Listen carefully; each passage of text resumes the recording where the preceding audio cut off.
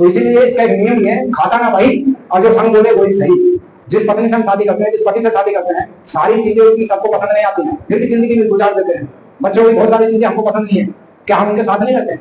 हम दूसरों से शिकायत करते हैं, पहले अपनी शिकायतों पर चर्चा कर लें, उनकी समस्याओं को समझ लें। इकट्ठे होने का सबसे पहला फायदा है आप सुरक्षित हो जाएंगे, आपका सम्मान बच जाएगा। सामाजिक काम का मतलब है औरों के लिए काम करना, दूसरे के उत्थान के लिए काम करना, अपने लिए नहीं।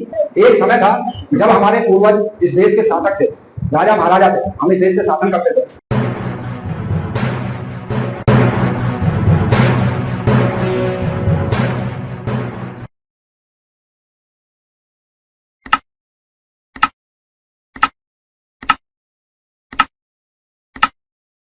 हमारे साथ दिक्कतें आज से नहीं है, बहुत दिनों से दिक्कत। एक समय था जब हमारे पूर्वज इस देश के शासक थे, राजा महाराजा थे, हम इस देश के शासन करते थे और इस देश का दायरा इतना नहीं था जितना आज है, इससे कई गुना ज्यादा बड़ा था। अफगानिस्तान और ये श्रीलंका ये सब इसी देश के हिस्से थे। आज जो अलग अलग देश हो गए हैं वो इसी देश के हिस्से थे, तब हम इस देश के राजा थे। और आज हमारी हालत क्या है ये आप खुद समझ सकते हैं। हमारे बच्चे रोजगार के लिए तरस रहे हैं, हमारे बुजुर्ग सम्मान के लिए तरस रहे हैं। हमारे जो बुजुर्ग हैं जो 50, 60 साल 70 के हो गए हैं, जिंदगी भर कमाए हैं, उनके बच्चे उनकी आंखों के सामने भूखे मर रहे हैं। हमारे जो यंग पीढ़ी है, जो हमारे जवान लोग हैं, उनकी आंखों के सामने उनके बाप का, उनके दादा का, जिनकी उम्र है काफी हो गई है, उनके सामने उनका अपमान करा जा रहा है और वो कुछ नहीं कर पा रहे। ये बड़े गंभीर विषय है, इस पे हमको सोचना पड़ेगा। ऐसा नहीं है कि समाज में लिखे पढ़े लोग नहीं, साक्षर लोग हैं, लेकिन हमको छला जा रहा है। छला किस लिए जा रहा है? वो हमारे अपने लोगों के द्वारा छला जा रहा है। तरीके अलग अलग हो सकते हैं। हम दूसरों से शिकायत करते हैं, पहले अपनी शिकायतों पर चर्चा कर लें, उनकी समस्याओं को समझ लें। हमारे लोग, हमारे जो महापुरुष हैं, हमको समझा के गए भाई इकट्ठा रहना।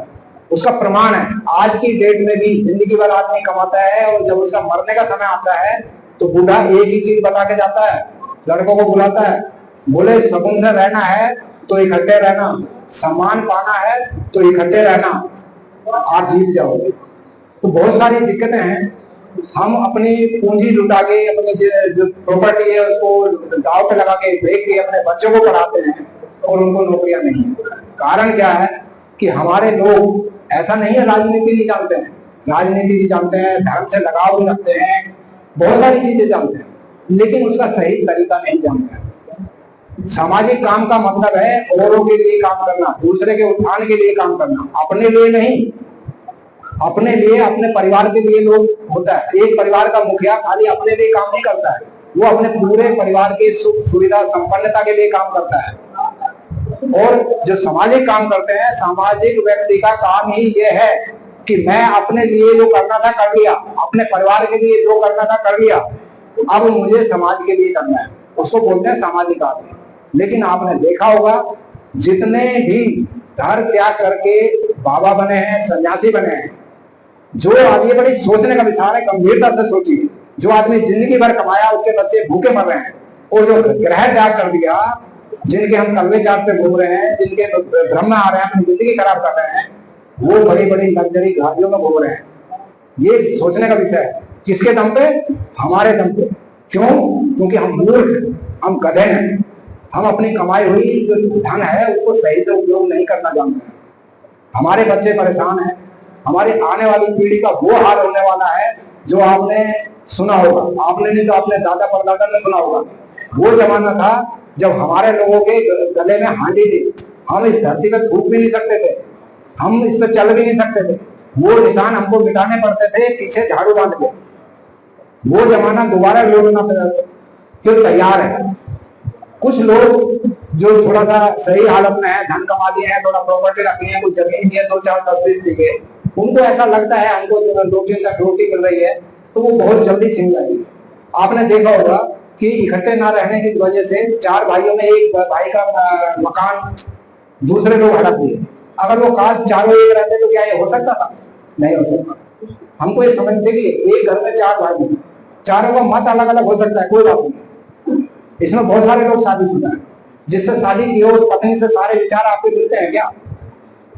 साथ रहने के लिए लाख बुराई सही, अगर सामने वाले में एक अच्छाई है तो आप जिंदगी भर उसके साथ रहते हैं। और यही परिवार में होता है।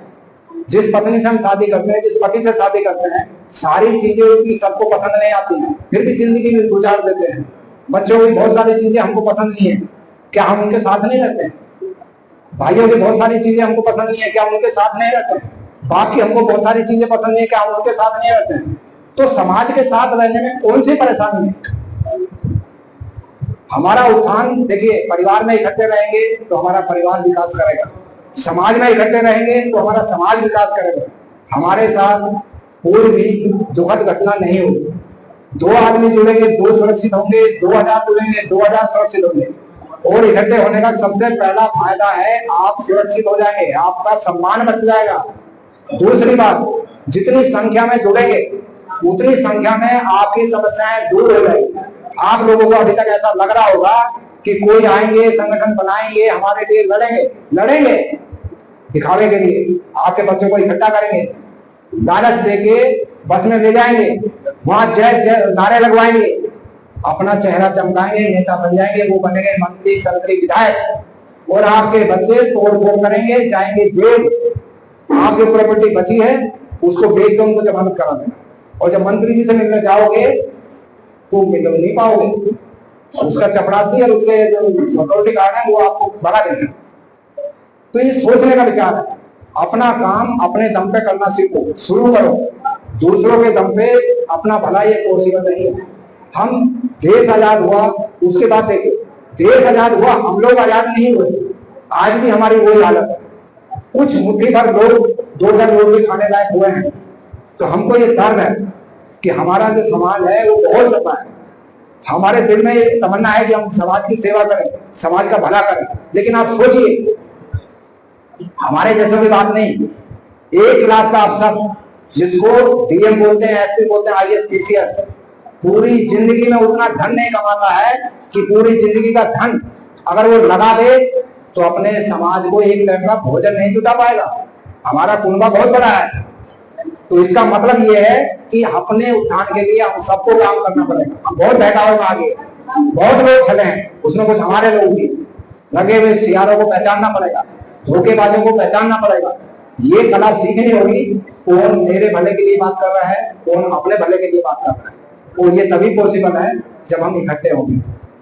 संगठन उसका नाम ही है, संग आने वाले लोगों में ठन जाए उसको बोलते हैं संगठन। और सबकी हालत यही है, देर सवेर सब टूटे हैं क्योंकि सब स्वार्थ में। ऐसा नहीं है कि संगठन बनने से फायदा नहीं हुआ है, लोगों में जागृति आई है, लेकिन लोगों को छला भी गया है, लोगों के साथ धोखा भी किया गया है। दोनों ही पहलू, क्या सही है क्या गलत है ऐसा नहीं है। 2 दिन का बच्चा कोई नहीं है, सब उम्र दराज है, सब चीजों को जानते हैं। करना क्या है ये मैन टू मैन डिपेंड करती है। सुनो सबकी, करो अपने मन की, लेकिन उसमें ये देख लो कि हमारा फायदा किसमें है, हमारे समाज का फायदा किसमें है, हमारे कुटुंब का फायदा किसमें है। बात वही अच्छी है जो सबके भले की हो। अपना अपना डबली, अपना अपना राग बहुत बजा दिए, अब इसको बंद करें। आपसे हाथ जोड़ के निवेदन है, क्योंकि हमको कष्ट है, कुछ दिन बचे हैं, 10 साल 20 साल जिएंगे, उसके बाद चले जाएंगे। और ये भी सच है, जितने महापुरुष हुए जीते जी आज तक उनकी कोई बात कोई सुना नहीं, उनको पागल समझे, पत्थर से मारे, लेकिन वो अपना काम ईमानदारी से करके गए। किसी की पूजा करने से अच्छा है उसकी बात जो आपके फायदे की है उसको मान लो, उससे आपका उद्धार होगा। किसी की पूजा करने से किसी का उद्धार नहीं हुआ है। ये कुछ ऐसी कड़वी बातें हैं जो सोचना जरूर चाहिए। ये मेरे विचार हैं, हो सकता है आपको पसंद ना आए, कोई बात नहीं, मेरा काम है, मेरे मन में यह आया कि आपको ये बात बतानी, इसलिए मैं बताया। इसे इसका एक ही तरीका है कि हम लोग सब इकट्ठे हो जाएं।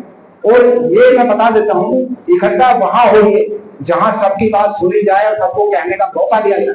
कोई एक आदमी निर्णय ना ले, सारे जो बोले वही हो। तो इसीलिए इसका एक नियम भी है, खाता ना वही और जो संग बोले वही सही। ठीक, कोई भी संग किसी के बाप की बपोते नहीं है। इस देश में जितने जन्मे हैं सबको बराबर का अधिकार। मैं ज्यादा समय नहीं दूंगा, मेरे को समय दिया उसके लिए बहुत बहुत साधुवाद।